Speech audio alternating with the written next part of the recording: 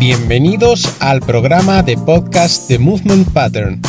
¿Quieres aprender sobre entrenamiento de fuerza y preparación física para los deportes? Entonces estás en el sitio adecuado.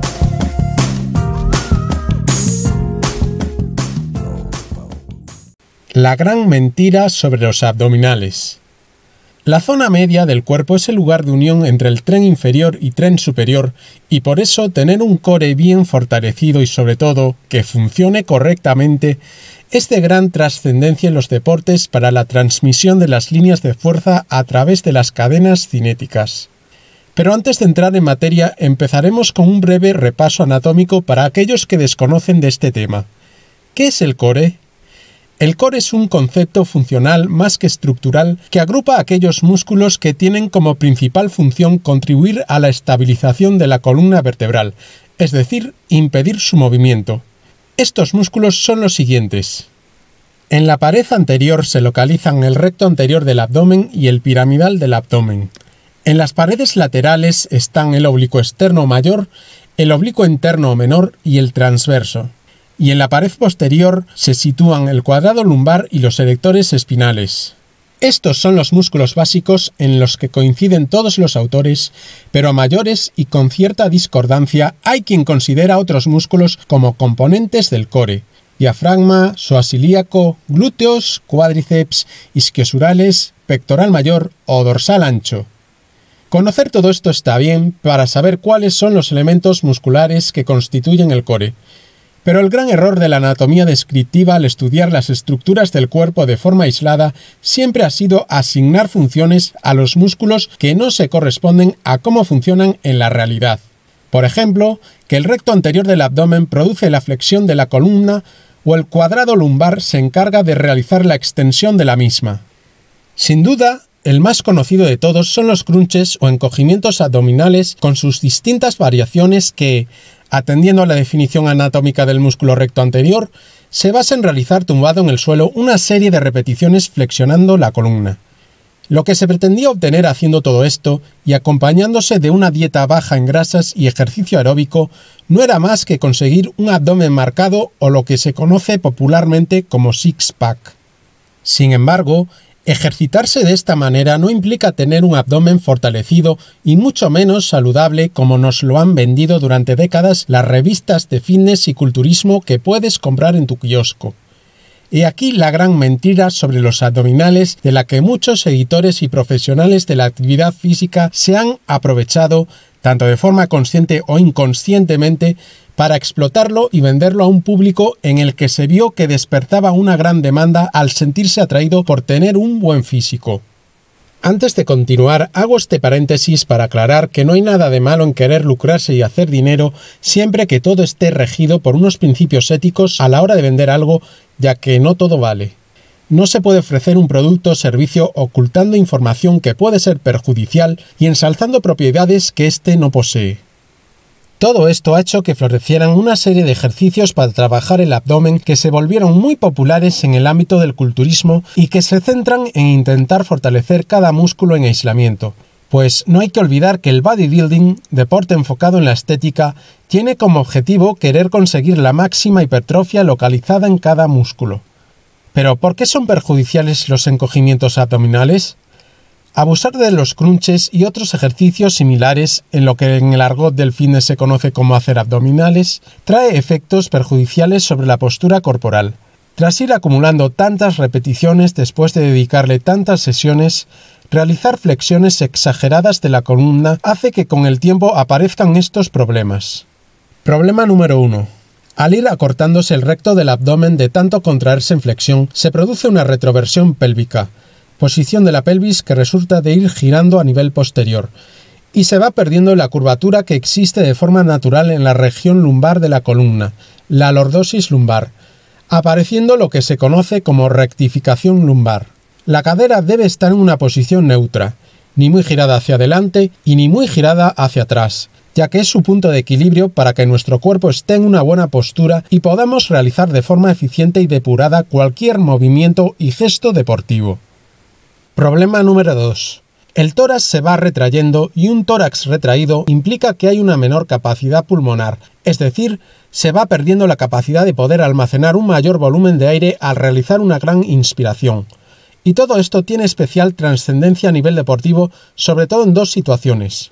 En los deportes de fondo, por su gran dependencia del oxígeno para el funcionamiento del metabolismo aeróbico, y a la hora de querer hacer un levantamiento pesado con la barra olímpica, como por ejemplo querer hacer una arrancada de halterofilia a 1 o 2 repeticiones máximas en la que necesitamos coger mucho aire antes de cada repetición y mantenerlo en los pulmones durante su ejecución, lo que se conoce como realizar la maniobra de Valsalva, con el fin de estabilizar la columna y que todo el tronco actúe en unidad como un bloque sólido.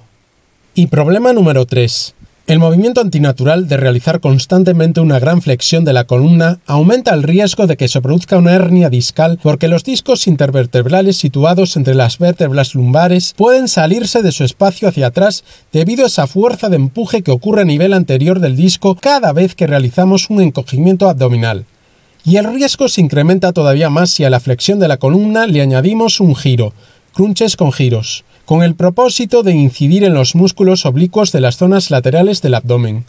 Este movimiento es todavía más antinatural y agresivo que el anterior, ya que a las fuerzas de compresión y cizallamiento que ocurren en los discos intervertebrales se le une una fuerza de torsión. Esto aumenta aún más las probabilidades de ocurrencia de una hernia discal.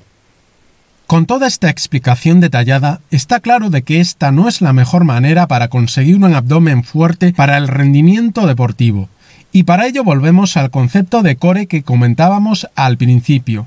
Este concepto de los músculos de la región del abdomen sigue un enfoque más funcional y procede de otra ciencia que es la anatomía funcional o kinesiología, que, a diferencia de la anatomía descriptiva que estudia las estructuras del cuerpo por separado, esta disciplina estudia el cuerpo a nivel global y cómo actúan los músculos en el conjunto de los grupos musculares y cadenas cinéticas a los que pertenecen. Sin duda, esta visión ya se ajusta mucho más a la realidad y es más acertada. Y de una corriente más analítica y aislacionista pasamos a otra corriente más general y funcional. El core agrupa aquellos músculos que tienen como principal función la estabilización de la columna, y por ello son músculos antidinámicos diseñados para impedir el movimiento. Para entenderlo mejor te pondré el siguiente ejemplo en forma de metáfora. Como es sabido, un puente atirantado dispone de una serie de tirantes que parten de la parte superior tanto a un lado como al otro en cada pilar con la función de mantener fijo y en vertical a esta estructura sin que se incline o se caiga en una dirección. En este modelo, la columna vertebral equivaldría al pilar y los músculos de las paredes anterior y posterior del core harían la función de los tirantes en su lado correspondiente, todo ello en una visión de perfil. Si los músculos de la pared anterior se contraen isométricamente, es decir, sin variar su longitud, para que la columna no se incline hacia atrás, podemos decir que son antiextensores y no flexores como se consideraban. Y si los músculos de la pared posterior se contraen isométricamente para que la columna no se incline hacia adelante, podemos decir que son antiflexores y no extensores como se consideraban. Pero considerar a la columna como un ente absolutamente inmóvil es también un error, ya que podemos realizar rotaciones o giros de cintura que son movimientos funcionales que esta estructura nos permite llevar a cabo en la vida cotidiana y que están presentes en muchos gestos deportivos como al correr, al nadar, al golpear la pelota de tenis con la raqueta o al hacer una patada circular en taekwondo. Y también la columna nos permite de forma secundaria flexionarla y extenderla en un rango de movimiento muy limitado para poder realizar acciones como agrupar el cuerpo al rodar para hacer una voltereta o al hacer un viraje en natación. Pero no por ello se justifica que tenga sentido hacer encogimientos abdominales. A partir de esta visión funcional y más correcta, la industria del fitness se encargó de diseñar ejercicios que se ajustaran a este criterio. Algunos ya existían porque procedían de los ámbitos de la rehabilitación y de la preparación física para el rendimiento deportivo, pero se llegaron a modificar y a partir de ellos inventar más variantes. Los más conocidos son las planchas abdominales, que consisten en mantener la posición del cuerpo durante un tiempo contactando solo los pies y los antebrazos con el suelo, de manera que se genera una tensión en la musculatura del core, la cual se contrae de modo isométrico al no existir movimiento del tronco. Este ejercicio cumple con el objetivo de desafiar al core en base a su función estabilizadora de la columna, es decir, impedir su movimiento y se puede hacer en diferentes posiciones, hacia abajo, de lado y hacia arriba, para incidir en todos los planos del core, anterior, lateral y posterior, y así salvaguardar un equilibrio para que no se produzcan descompensaciones. Para añadir más dificultad se pueden realizar en distintas inclinaciones y con elementos adicionales como una fitness ball, un BOSU o cualquier superficie desestabilizadora o en suspensión con un TRX. También se puede añadir a las planchas un componente de rotación para trabajar este movimiento que nos permite ejecutar el core, o hacerlo como un ejercicio específico tal como sucede con los giros rusos. Aun así, con esta forma de ejercitarse mucho más acertada, no quita que se sigan viendo disparates, ya que hay quien se dedica a hacer aberraciones como competir para ver quién aguanta más tiempo al hacer una plancha. Esto es un sinsentido, ya que los músculos del core no fueron diseñados para fatigarse. En un principio podríamos pensar que estos ejercicios sí que son los adecuados para trabajar el core y fortalecerlo, ya que atienden a su funcionalidad. Pero esto no es del todo cierto, y aquí surge otra mentira, aunque esta es mucho menos grave y perjudicial.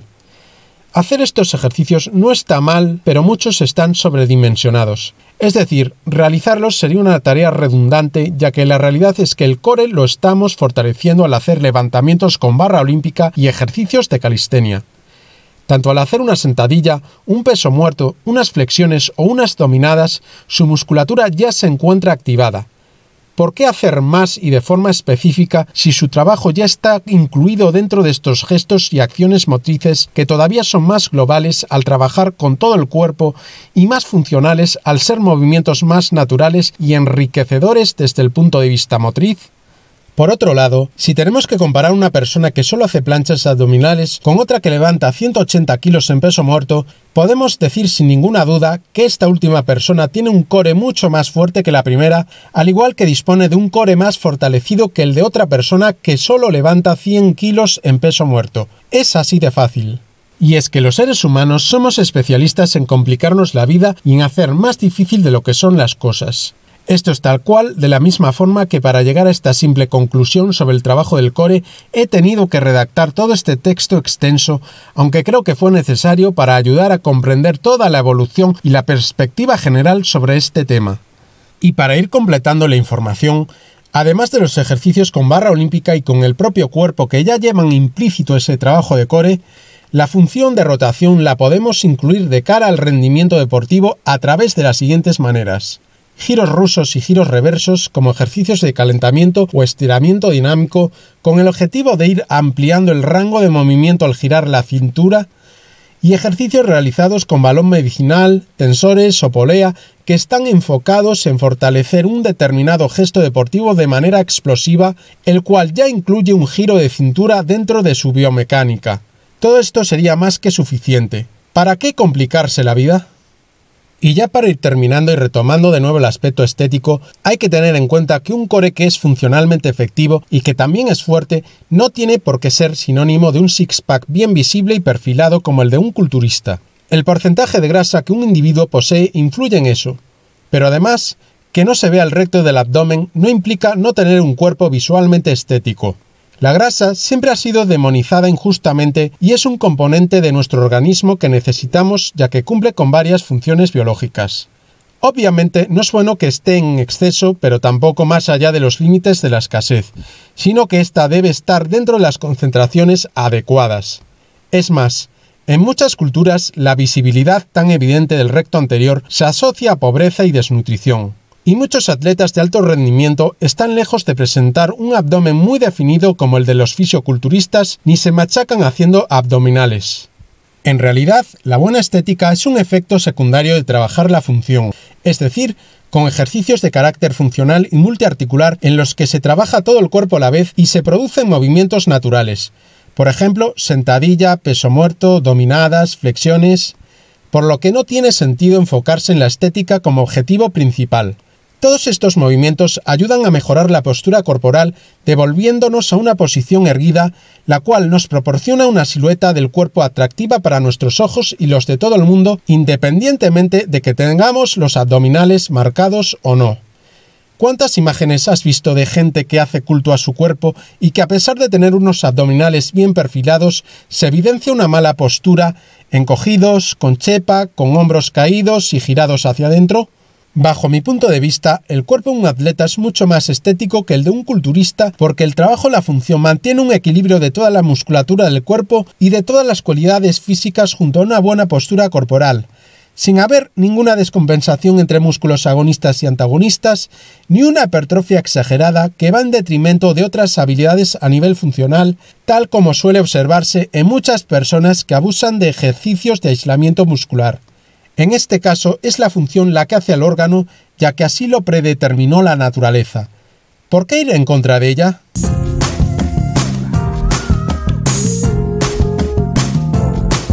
Gracias por acompañarme en este episodio. Te espero en el siguiente.